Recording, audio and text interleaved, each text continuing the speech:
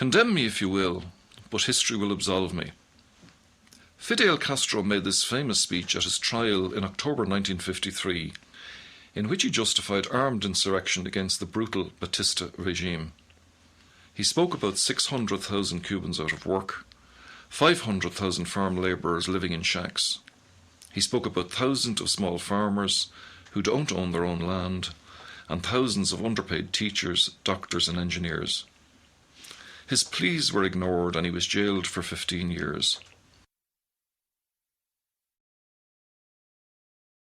After less than 3 years, however, he was released and he went to Mexico. And there, with his brother Raúl and his friend Che Guevara, he started the 26th of July movement. His History Will Absolve Me speech became the movement's manifesto. He returned to Cuba, ironically with the help of the CIA, and ousted the Batista regime in 1959.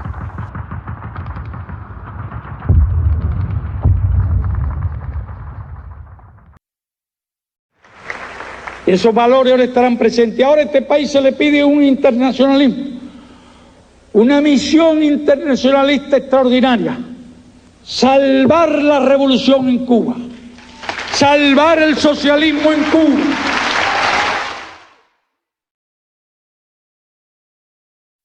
Castro promised a socialist utopia. However, it's arguable that Cubans swapped one form of totalitarianism for another. Batista locked up political opponents, while Castro locked up gays, priests, people with long hair, and political opponents.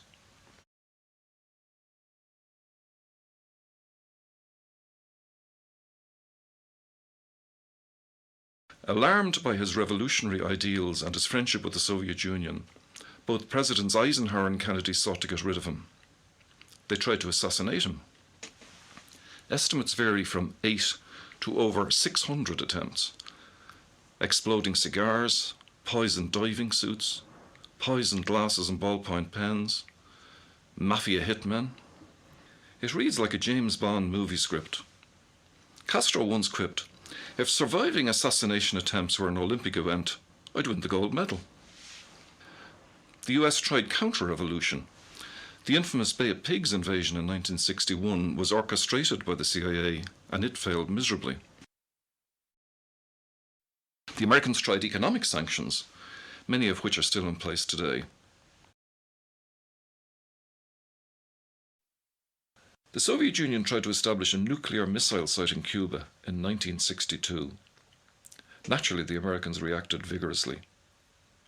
In what became known as the Cuban Missile Crisis, the world came the closest it's ever been to a nuclear holocaust.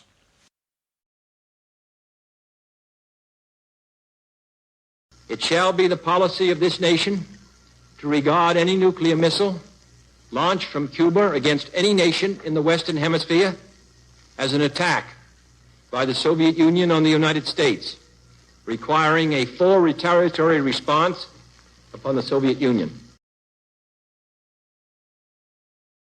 Since then, relations between Cuba and the USA have ebbed and flowed, mainly ebbed.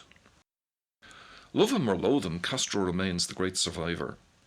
He was in power before the Berlin Wall went up, and he was there after it came down. In fact, he has seen 11 American presidents come and go.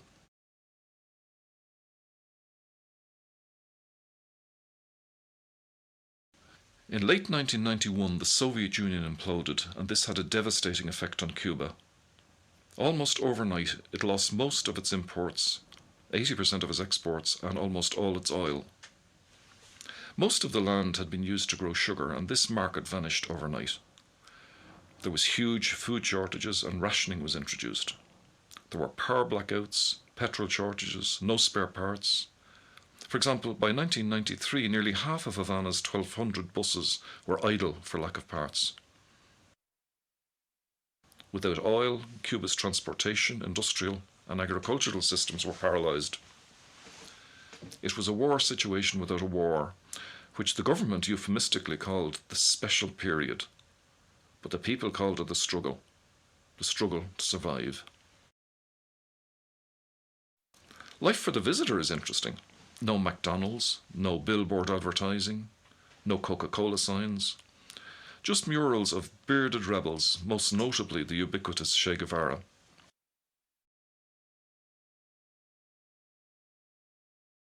Irish artist Jim Fitzpatrick's iconic image of Che has become the symbol of resistance and revolution throughout the world. What springs to mind when we think of Cuba?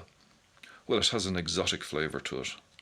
Rum and rumba, cars and cigars, friendly people, music and laughter.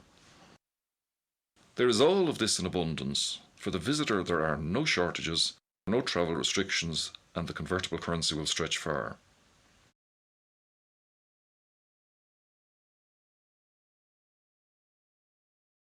What about life for the average Cuban? Well, life's still a big struggle for most people. The average monthly wage is equivalent to €16 a month, and this is supplemented with food coupons. There are shortages of, well, everything from needles to anchors.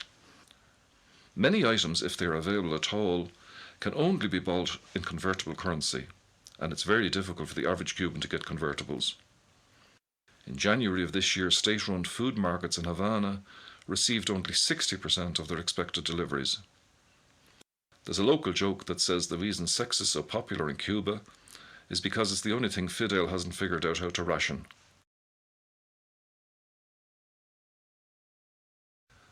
The much lauded health system is good.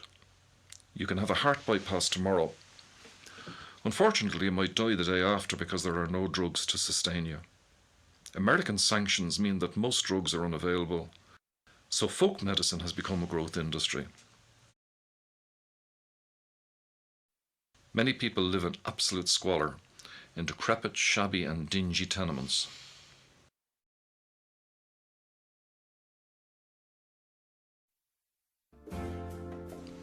There are other sides to Cuban life, however.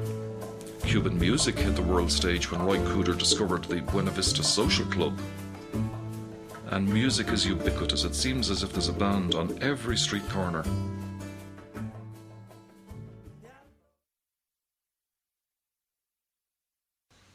In the sporting arena, Cubans boxers have won more medals than any other country in both the Olympics and the World Boxing Championships since 1974.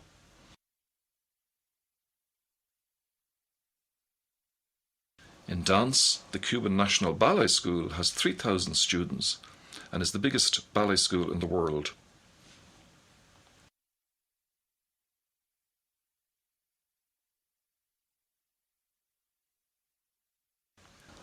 After the exotic has worn off and the visitor begins to see the reality of life there, the grotty tenements, the crumbling edifices, the rubble-strewn foyers and the potholes to break a leg in, it somehow seems far less glamorous, and anyone with a conscience will develop a deep sympathy for the people. A socialist utopia indeed. What of the future? Well, in 2008, Fidel stepped down and handed the reins over to Raúl, and now Raúl rules the roost. He seems to want to mimic China's success, and he's allowed people to start their own small businesses.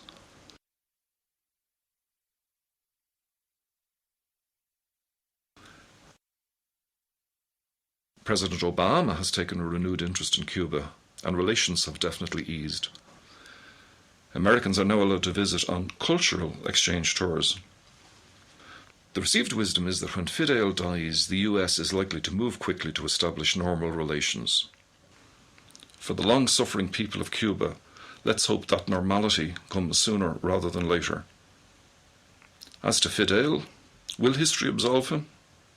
Somehow I doubt it.